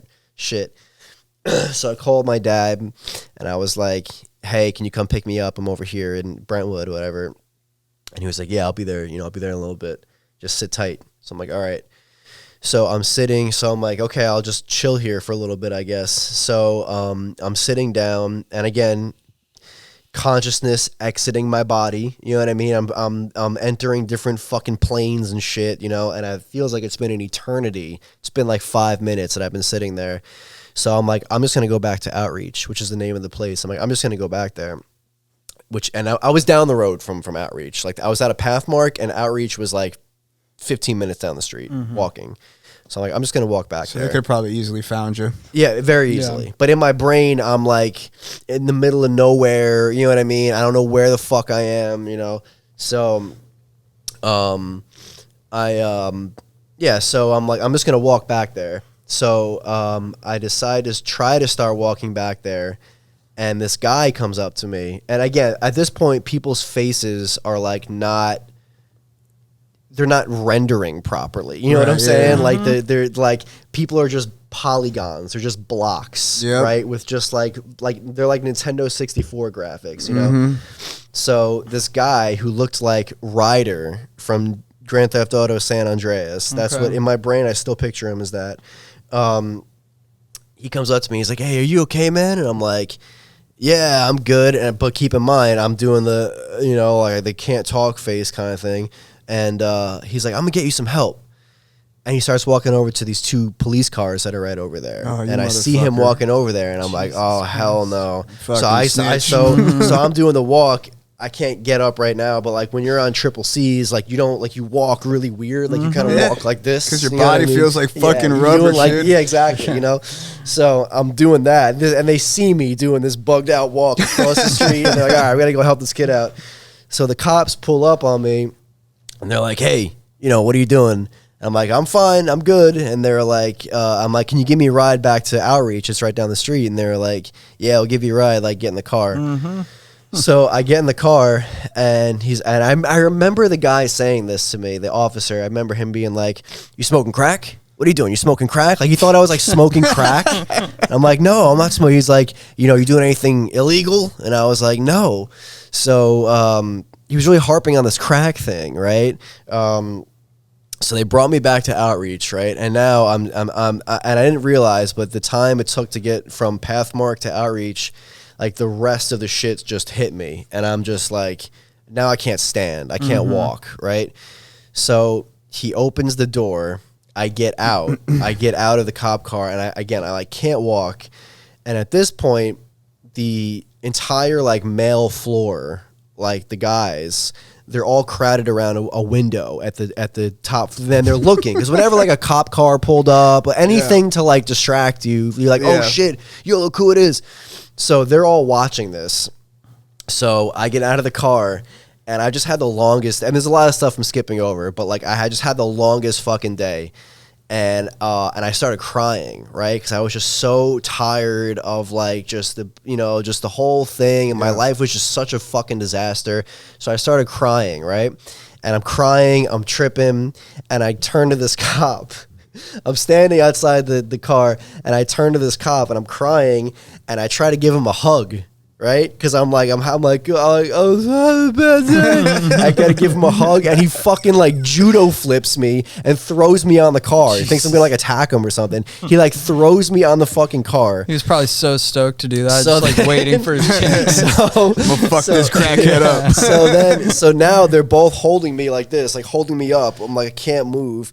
They knock it. They ring the doorbell, and I'm seeing black. But I just see my counselor's face come out of the black, and I just see his big face, and they bring me inside, and I was happy to see them because like they understood, you know what I mean. So they bring me in. They're like, my parents were there. My parents came. They picked me up, and they were like, "Listen, normally when this happens, I would just get readmitted back into the program, but they were like, he's so fucked up that you have to bring him home and sober him up because he's gonna not good for the other kids to see you like this." It's like, you got to bring him home, you got to sober him up, and then come back tomorrow. So I'm like, all right. So, my parents are like, all right. And then they take me home, and I'm in the car, and I remember being like on the highway, and I'm laying down in the back seat, and it doesn't feel like I'm in a car. You know what I mean? It just feels like I'm floating on a carpet over the fucking highway. You know what I mean? Like, I'm just way more fucked up than I'd ever been. So I get home. Again, can't really walk. I'm kind of hobbling around. My dad puts me in bed, right? He carries me into my bed, puts me in bed, okay? And they're like, just go to sleep. My mom goes and lays down. My dad, goes like in the kitchen or something like that. So I'm in bed, but again, my brain is on, like crazy mode. So I can't just like go to sleep, right? So I start crawling out of bed, right? And again, keep in mind, I'm on C's, so I'm doing like weird contortions and shit. So I'm crawling out of bed, and I start crawling onto the floor, right? And I go into the hallway, and there's this rug in the hallway. That's like, the hallway is like a hallway, but there's like this rug right in the middle of it. And I put my hands down on the sides of the rug, and I start like rubbing my chest on the rug because it like felt good. You know what I mean? I'm rubbing and I'm going like this, kind of like moving forward. And my mom hears this like commotion going on. You know what I mean? And she looks over and she sees me in the hallway just like rubbing my chest on the thing. And then she yells to my dad. She's like, "John, he's slithering." I was slithering in the hallway. So my dad's like, "Oh God!" So he comes and I'm looking up at him. I'm like, "What?" And he picks me up, brings me back into my room, lays me down, and then I went back the next day, dude. Did 14 months in that place. Damn. Yeah. I got to piss real quick. Mind if I take a break for it? Fucking triple C's, man. Yeah, Dude. I always like felt I hated triple C's, man. I did it like a handful of times, and every time like I didn't enjoy it. It was just like something to do to change the way that you felt. Or did it because everyone else was doing it. Like, I hated that feeling of my body like rubber. Like, you go to take a step and it's like my knee comes up to my face and I'm just trying to take a step, like I hated that feeling so much, man. Sick. And the next day I felt like 200% more dumb. Yeah. I felt like I just like destroyed like half my brain cells yesterday. It was so bad, man. Yeah. I hated that shit. Dude, I remember one time I drank, I think it was NyQuil, half a bottle of NyQuil, and then a box of NyQuil pills. I ate one sheet of the NyQuil and had like 2 Xanny bars. Bro. Like, I was sleepwalking that night. Yeah. Literally sleepwalking. Yeah. I did all kinds of crazy shit. The next morning, I spent the night at my friend's house, right? It was like my second mom, and, he was like my childhood friend, And I remember waking up the next morning, and he's sitting there. I wake up, and he's just sitting there looking at me with this look on his face like, "You motherfucker." And I'm like, "What?"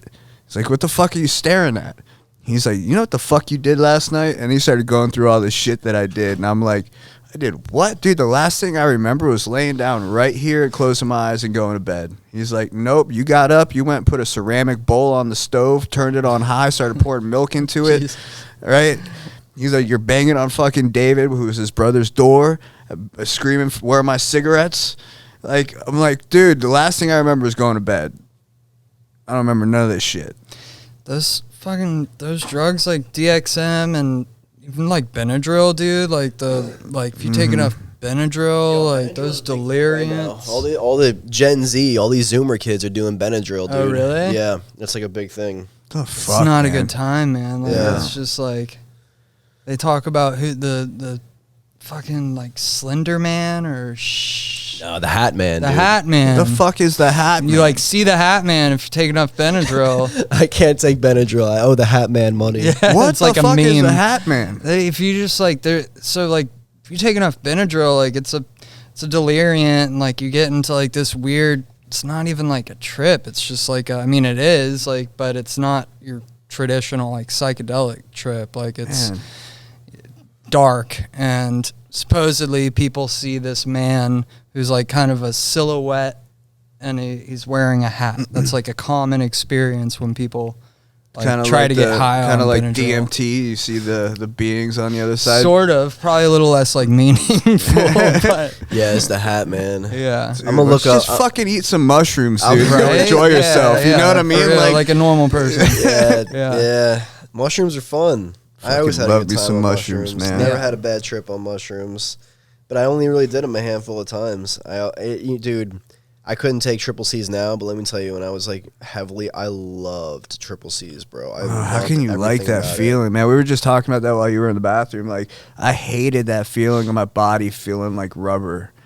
You know, like Exactly what I'd it go felt to like. I take loved it. I'd go to take a step and like my knee comes up to my face. Dude, you know, there like there were fucking times hated where that. like I remember trying to be like act sober at my house, and like I remember sitting on the couch, you know, and I'm again like just tripping, and my mom would be like, "Hey Dan, we know what do you want for dinner?" And I would turn to look at her, and my vision would still be over here. Yeah, you know yeah. what I mean, and then you know, I remember like you know being in like a gas station, I would like step out of my body. You know what I mean? I would turn around like I'm still there. You Right. know, Yeah, like- no, I don't. I don't like being not losing that much control over myself. Oh, dude, I love. No, I can't love losing stand it. control over. That's my favorite thing is No, losing control dude, over myself. I want to be able to handle myself. You know what I mean? Like, Yeah. I did angel trumpets one time, and that Angel was trumpets. yeah. You know what angel trumpets are? No. No, it's a scopolamine. belladonna flower. Angel trumpets, devil's breath, fucking Yeah, dude. like it's all they What is it? scopolamine. it's a Yeah, but like, is flower. it like a? It's a substance. It's a like- flower. It's a flower. It grows on a tree, and the neighborhood behind my friend's house, The dude, it was seeds. all over the fucking place, dude. Every house fucking had them, and yeah, they're everywhere down here. yeah, I don't even know if we did it right. You know what I mean? We're boiling the fucking flowers and Right, shit, right. but it had its effect, dude. And what happened was like I got real fucking tired, right? And I'm like, all right, so it's not going to do anything. But I needed to go to sleep. So I went to sleep, and when I woke up, that's when everything went to shit. Because I woke up, and the first thing that I noticed was trying to look at the numbers on my phone, and I couldn't. It was all blur, right? And I'm like, what the fuck? And, you know, I'm focusing in and Maybe I'm trying to just focus in, tired. right? And so I got home. Right. And I don't feel fucked up. Like, it's not a feeling like Right. I'm tripping balls right now. Right. So I'm sitting playing video games, and I'm talking to my boy. Right. We're bullshitting. We're going back and forth. And he's like, yo, when you die, I want to play. I'm like, all right, cool. Right. So we're still talking. We're having a whole conversation. I died. I go to hand him the controller. There was nobody sitting there. Holy shit, dude! Nobody sitting there, but I could feel, like, you know how you're next to somebody, you kind of feel Yeah, their presence, yeah, bro. yeah, I yeah. could feel his fucking presence. And dude, the conversation was just like clear as day. Yo, Dude, I could see him out of the holy corner shit. of my eye. And he's dude. talking to you and yep, shit? every now and again, I look over at him, Like and just how he sitting- normally would talk. Yeah, to like you? we're sitting here right now, and then That's suddenly, crazy, and then suddenly bro. you're gone, That's fucking. You know what I mean? I would be bugging, bro. If that happened to me, bro. It gets to the point where like I don't know reality, and I don't know what's real or not. Dude, so that's then, crazy. like, I'm sitting outside after that happened. I'm smoking a cigarette. My dad comes outside, and he's like, "What are you doing?" And in my head, I'm like, dude, I don't even know if he's really Right. dead, Oh, you man. know. And then my buddy of mine did it one time. I wasn't with him when he did it. He did it at school or before school or skipping school or something like that. And there was this path that we used to take when we would skip school that kind of like went behind all these houses and went along. This wasn't the hammocks. Different spot. No, this was like So you leave the school, and to get back to my boy's house, we had like a certain path we would take that was like went behind all these houses, and it was all along a canal bank, and on this side was houses. So like if the cops were driving down the street, they wouldn't see us. Right. And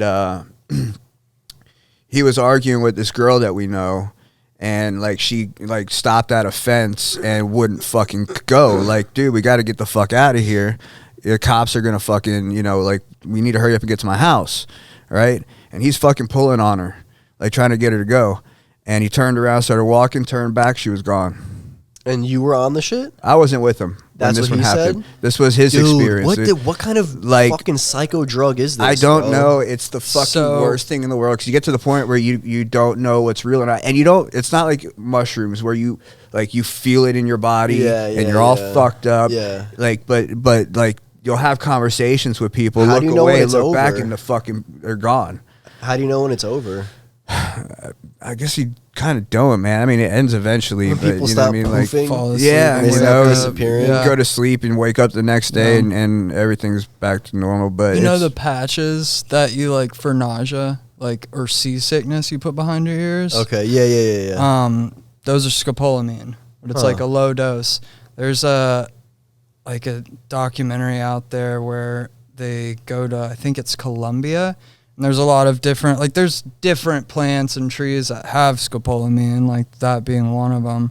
But they'll use like sex workers or just dudes who like fucking rob people will use scopolamine to like drug somebody else, and supposedly they like basically become a zombie and at your will. Yeah, like they were something. Crazy, bro. Devil's breath. Devil's breath. Yeah. Yeah, bro. They'll walk up to you on the smoke street. it or something? No, bro. They'll crush that shit up. Walk up to you on the street, blow it into your face. Oh, you're fucked. Then. And that's all it takes, man. God and then you're damn. emptying out your bank account and giving them all People your like your rob fucking, their own houses and stuff. Have you ever been around somebody who got roofied before? Not Like well, real, yeah, like yeah. real roofie type Yeah, shit. I don't know if it was Rohypnol, but I've been around somebody who was drugged that they didn't take it intentionally. Was it a girl? Yeah, Dude, I dated a girl we were out one night and she got roofied, and that shit was fucking scary, bro. She was luckily nothing happened, but she she was like just she was like dead. You know what I'm saying? Like, she was like, I thought she was like really drunk, you know, because usually like she would like, this was in sobriety too, right? Like, I had this girlfriend and like, she was in a band and like she was playing a show and like some dude like handed her a drink on stage, which is like normal. Like, people, you know, you're in a band, people hand you like, yeah, you know. And I guess one of these like guys like handed her, like, I'm pretty sure I knew who it was, handed her a drink. And again, like, the night goes on, and I thought she was like at first just like really drunk, because she was like, "Hey, you got to drive my car. I can't." You know what I mean? Which I'm like, okay, whatever, it's normal. We get back to her house, and she not only can she not get out of the car, she's just not awake. Like, she's just not awake. You know what I mean? I had to drag her out of the car. She's puking on the front. So she's like puking. It's like 3 a.m, and we're in front of her apartment, and she's just puking on the grass, like. And she doesn't know what's going on, right? So she thinks that you know what I mean? She's like, "Get away from me!" Right. Puking. Yep. So I'm trying to drag her into her house, but like I don't want her neighbors to like wake up and like the first thing they see is me like trying to drag her. So we had to like carry her into her fucking apartment. I cleaned her up, and like, dude, it was like, again, like literally like dead. You know what I mean? So we had I didn't sleep this whole night of like bathing her, cleaning her up, putting her in bed, and then like some time goes by and things settle down, and I'm just sitting like laying next to her, and then she just is like, she was naked. She was like, "Why am I naked? Where am I?" And I'm like, she had no recollection of like anything that had happened at all. Like, no, she's like, "I remember playing and now I'm here." Like, no recollection at all. Like, nothing. You know what I mean? Like, that shit is fucking. That shit's scary, dude. For real. Yeah. Especially if you're not like, I mean, I've never known anybody to take roofies for fun, but I mean, especially if you're not, you know, you're just. So ever since then, I've all become like hyper, especially if I'm like out with somebody, like I'm like hyper aware of like where their drink is and like shit like that. You know what I mean? Like, because you hear about stuff like that and like Dare and shit. I'm like, who the fuck does who shit roofies happens, people? dude? And But like, it really does happen, bro. I don't get it either because like. I don't know like what their intention is. You know what I mean? Like, are they really thinking that they're even gonna and you like know what I mean? most of the time they're fucking falling out before like I feel like for most people who are gonna do that, it's more of just like a power thing than it is like or they're just that fucking sick where they're gonna they're gonna try to get this girl back to the car, take them home and bang them while they're just fucking all dead. fucking out of it. You know what I mean? Puking, like I don't know. The logistics of it seem. I'm trying to think about fucking her when she was like out like that, and that would just not be like arousing at all. No, man. You're just like fucking a dead body. Yeah, you know what I'm saying? Absolutely. Yeah. What's the point? It's a sick. Some people might want a little bit of feedback. Yeah. You know what I mean? Hey, dude. Some people might be into that though. You know what I mean? Yeah. Might be in a fucking. As close to a dead body as like a comatose person, you know what I mean? I mean, there are sick people out there. I mean, Bill Cosby, that whole story of Bill Cosby and the shit that he did. That's true. You know what I mean? Yeah, you're right. He was fucking. He was drugging people and then fucking them. That's he got out. He got off. Yeah. Oh, yeah. So I guess he didn't do it. On a technicality, they got allegedly. We'll say allegedly. Yeah. Allegedly. Let me throw that word in there so we don't get sued. He didn't get off the charges. He's guilty. He got Right. off because it was some shit like they used something that was Not declared, supposed like, to. Yeah. Testimony from another thing. So Yeah. they fucking let him out of jail. Whatever. Yeah. It's crazy how you can just kind of like circumvent the system, If you got I guess, enough money. and like be like, and just get it like on a technicality, just like just get off, just not have to, you know what I mean? Mm-hmm. Like, I don't know, that's just crazy. It is. But hey, money will get you out of a lot of things. For That's real. why there's a lot of fucking sick people, and that's why I always say like I'm grateful that my predilection was like drugs and not like fucking. Like roofing girls. Yeah, or many plethora of other shitty predilections that a person could have, like serial killing and sex trafficking, you name it, man. I think for that stuff, it probably. I mean, because that stuff interests me, like why people end up like in that kind of thing. For sure. And it's hard to say whether it's like nature or nurture, but generally speaking, I feel like those people are they're pretty like fucked up from like a young age. Yeah, dude. Of course, there has to be no what's the word? Empathy. Maybe no empathy for humankind. Period. To like really none. To be able to kill a person or rape somebody or drug somebody like that to rape them or sell somebody. Right. Like you really have to have no heart. Yeah, I think that there's probably like some kind of like mental thing. I mean, it's antisocial behavior. You know what I mean? That's like a disorder. You know what I'm saying? I think that there's definitely some kind of like, I don't know. It's like a deeper kind of thing, I think. You know what I mean? When you're like... Those are all, I think, the cluster B personality disorders. You know what's weird? Like not organic. They're more nurture than nature, But you know what's interesting to me? The people where it's not nurture, it's just straight nature. Like they're just born evil. They're just born fucking crazy people. Yep, and they can't stop themselves. They can't help themselves. Like I love watching like documentaries on like serial killers and things like that. And then like they just can't help themselves. Dude. Like say BTK or whatever. Like he just couldn't.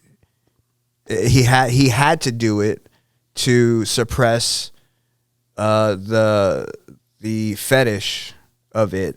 Right. So he can live his normal life. Yep.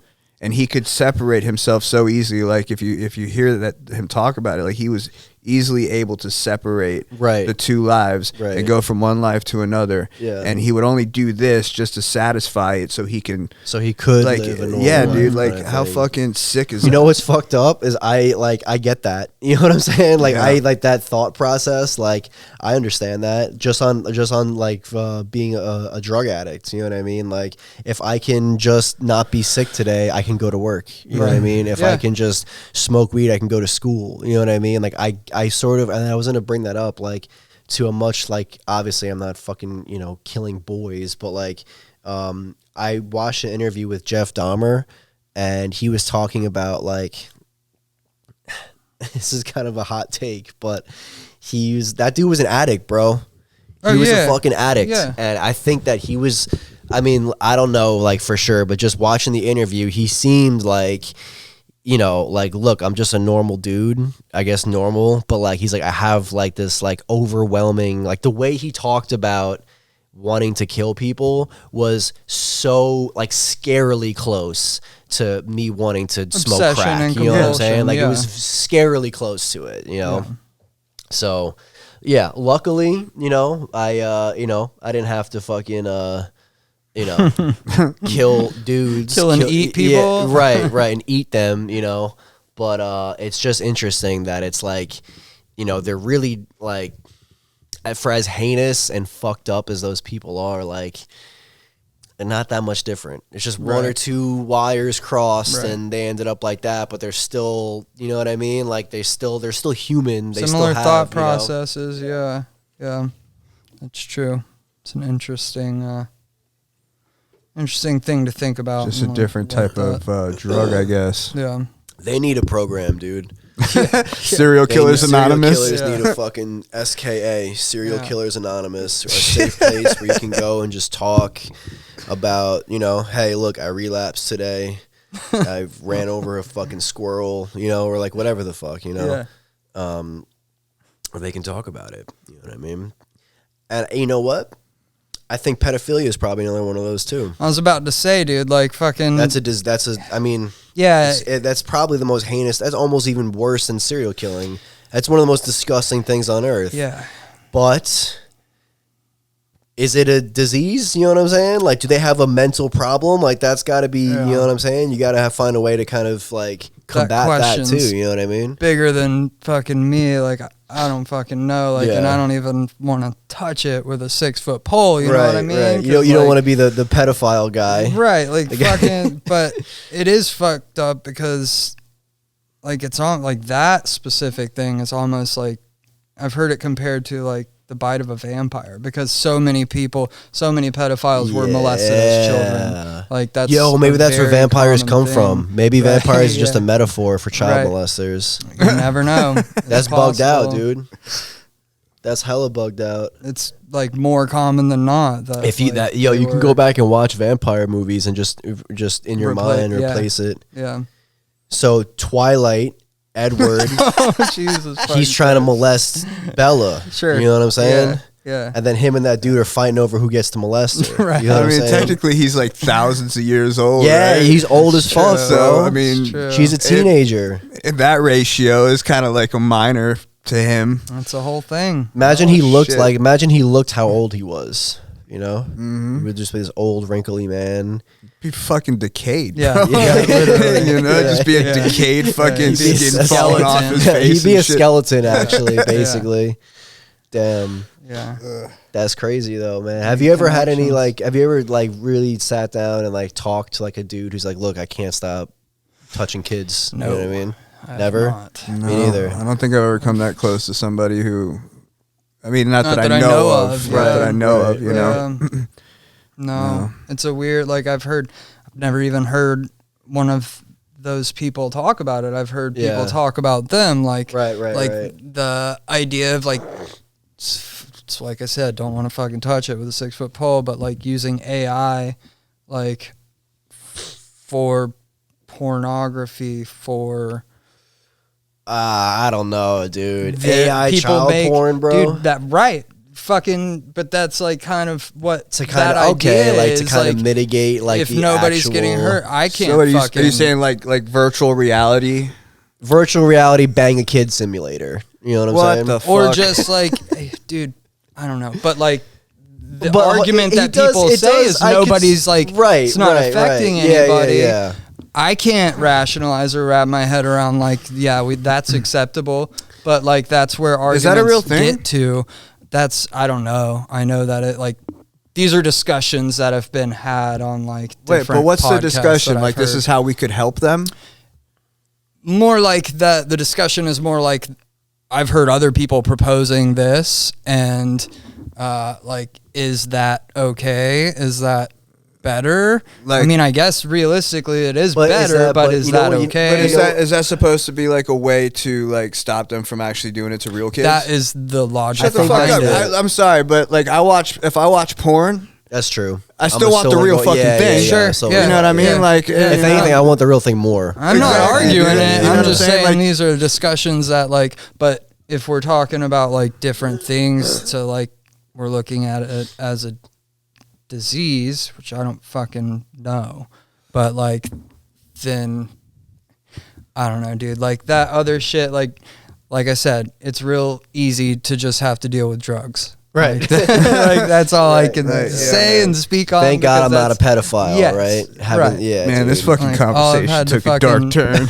deal with is like That's so. Imagine that's like you're afflicted with that. Like you have no, like you're just like fuck it. I have no control over it. I just want to go, fucking 9-year-old. Like that's got to be a dark existence. yeah. That sucks. But fucking like Where the fuck did we go? having a drug On this problem that like podcast risked today. my life, like forced me to, I don't know, be introspective and make changes and like, Right. like gave me a reason to like change the way I live and think and Yeah. like go about my behaviors and personal interactions. And a lot of people like normies or people who don't get that affliction, like aren't presented with not necessarily the opportunity, because everybody has the opportunity, but like the need to Right. make those kinds of changes. Right. But then it could be so much fucking worse. Like, Yeah. I mean, I feel like I don't know. It's excuse me. I feel like I didn't really start to like, and I use this term like loosely, but I feel like I really didn't start to actually like start thinking about like myself and the world and like my place in it and all that until I was like already like 5-6 years sober. You know what I'm saying? Like 27, 28, I was like, hey, I became conscious that like there was a world around me of other people living just as deep and complex lives. Right. You know what I mean? well, part of that probably is just as much, if not more, about your age than the amount of time in sobriety too. Yeah, 'Cause, for Absolutely, sure. yeah. Now your brain's Absolutely. formed and like, Yeah. I think that's probably common for a lot of people to not. Yeah. until Well, yeah, that man. age, I like- mean, in your teens and even in your 20s, it's like fucking, I can do whatever the fuck I want. Yeah. Then you get to 30 and you're starting to think, oh, fuck, like, I need to do something Right. Yeah. a little more permanent. Party time's over. Getting a little older. Like, I didn't enter a treatment center until I was 32. And I was 2017. Yeah. I think that's right. I'm going on 6 years. Does that math count? I think add so. up? Yeah. Yeah. It does. And I'm still trying to find my place in the world. Like I found something I'm passionate about. Yeah. And I think it's a good start for sure. yeah, and I've put a lot into it, but I'm still trying to find where that fits into my life. Yeah. And where I'm gonna go with Yeah. it and how I can use it and things like that. So Yeah. I'm almost 38 years old now, and I'm trying to figure it out. How do you feel like physically? What do you mean? Like physically, like do you feel like shit? Like does your body hurt? Like do you? You mean like sore? getting older, like in getting your older, days? getting older pains? Yeah. Yes and no. Okay, so yes, in the sense that it was getting to that point where like I'd wake up and my back would just be like, oh. Right. But and then I started I train MMA and jiu-jitsu and things like that. And that didn't make it worse. You get your bumps and bruises, but Right. if you don't work your muscles, then that's when you start feeling pains and stuff like that. Interesting. Like I had a bad shoulder when I first Yeah. started doing it. And like there'd be times like towards the end of our training, I'd have to sit out. Like, dude, my shoulder's killing me, dude. Right. But I would do exercises like with a rubber band kind of thing, and try to strengthen my shoulder. And now I don't have that shoulder pain anymore. Yeah. Interesting. You know what I mean? So Yeah. when you let your muscles and stuff start going dormant, Yeah. that's when you start feeling Yeah. pains. And so it's good to stay active and Okay. work out. and Probably things like especially that. more as you get older too. Like you Absolutely, definitely, man. It's more. Do you want to important. like start young? Like that's the best way to prevent or like slow down aging is especially like specifically resistance training. Yeah, man. Like I keeps your bones more dense. Yeah. I have pains now, but they're more like workout pains. Sure. and- Yeah, and I have those too. like the pains Yeah. that I'm like, okay, I had a good workout. Those are you good know, pains, kind though. of thing I like that, those. or I Yeah, had yeah. that was a good training Yeah, session. yeah, you know what I yeah. mean?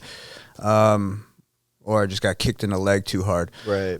something like that. But I mean, no, I don't. Those have, leg kicks fucking hurt, Yeah. bro. We were Yeah. talking about Way that. Yeah, we more. were talking I about did that MMA earlier. for a very, very, very short period of time when I was like 18. Yeah. And that was one thing that I remember being the most shocked about was the fucking leg kicks. Like on TV, they just kind of like, Yeah. it doesn't even phase them. Well, they're right? conditioned. After a while, you get a Dude. little more conditioned to it. They hurt less. But And they The know how first to time check 'em. The first time I Yeah. took one, like to the thigh, like right here, I was like, oh my God, Yeah. that fucking hurt. You know what I mean? Like, I mean, you get a little more conditioned as time Yeah. goes on. They don't hurt as much, and then you know how to like flex into it or Yeah. something like that. So, but Just a way to respond to it. It's very counterintuitive. Like go towards it. yeah, but yeah, no, I don't. I feel good. And once I started out for a while there, I wasn't. Yeah. You know, but once I started working out again and getting physical again and, Yeah. and stuff like that, That's been I helping. feel a lot better than I did. You know, dude, I feel great. I mean, I'm 30 and I feel pretty good. You know, Yeah. like I have like those pains too, like the little, sore from working out or whatever. But like I feel more like it's okay. You know what's weird? Like socially, I feel like way better. I'm way more comfortable now. I'm way more open. I'm way more social. It's easy for me to Yeah. like. It's easier for me to talk to people now. Like I can just like bullshit and like make small talk, which I was never able to do. You know what I mean? But it's easier for me now to do that because I'm not so wrapped up on like, what does this person think of me, or like what is, you know what I mean? I don't have that like that sort of like I don't know, that cloud of just doubt hanging over yeah, me, But feel more sure about yourself. Right, but not physically though, right? So like when I was younger, it was weird. So I went skydiving when I was 18. Like I did like a tandem jump, and I like didn't care about it. You know what I mean? Because I was like 18. I was just like, oh, this is fun, I guess. Like I'll just go jump out of a plane. But like that doesn't really, like, even when I did it, it didn't really fully like take effect of what I was true. Like I don't think I would go now. Right. You know what I mean? Like. But I'm older now, you know what I'm saying? And so I was thinking about that, and like maybe that's why like soldiers are usually really young, because like, you just don't like, I mean, for me, like I just didn't, I didn't equate skydiving to jumping out of a plane. You know what I mean? I was like, oh, this is just a fun thing to do, right? But now I kind of see the weight of what that actually is, and I'm like, I don't know if I do that. Felt more aversion to risk. I've heard Right. evolutionary biologists talk about that, Yeah. like being like an evolutionary advantage that was like instilled because, I mean, early humans didn't make it much past 27 or 30, like when our brains are actually fully formed. So there's this like lower level of risk aversion, lower level of self-preservation in those times, so you pass on your genes because Right, like you don't right. have much longer, so like it makes you more likely to take these big risks, Right. because like at the end of the day, like evolutionarily, like all we want is to pass on our genes. I don't Right, know, man, right. because I'd love to go fucking skydiving, man. Yeah, Then no, I again, mean, I've just never like, done it. not And it's just something that, I've always wanted to do. but, And like- at 38, I'm like, fucking yeah, let's do it, man. Not just as it applies to skydiving, like there's adults that want to go skydiving, but like as a general thing, like you are far more likely to take more risks and consider the outcomes of them Right, yeah. less Definitely, yeah. than when you get older and your brain's fully formed. Yeah, I mean, when I was like 12 or 13 or so, when I was in like my peak, wanting to be fucking Bam Margera phase, like I remember we were on a school field trip, and I was in a hotel room with like my friends, and because I had to be like the entertainer, I was like, I'm gonna do something that's like crazy, and we'll have like a good time. And so I couldn't just like chill in the hotel room and just like it had to be like I had to do something. So like, I was like, throw hot coffee on my stomach. That'll be like funny, right? So they brewed a Christ, pot man. of hot coffee, poured out a cup. I took off my shirt, and my friend threw hot coffee on my bare stomach. No consideration. And of what that would no, do. zero Yeah. consideration. Right. And even now, like we laugh because like God, that sounds so. But at the time I was like, how bad could it be? It can't be that bad. You know what I mean? And I got 2nd-degree burns on my fucking stomach because of it. It was horrible. And again, I laid in agony on the floor for hours before we finally called for help because. We didn't want to get in trouble. Did you have the blisters? Did you blister up and all that? It was nasty, bro. Big purple fucked up blisters on my stomach. It was fucking nasty, dude. It was disgusting, you know.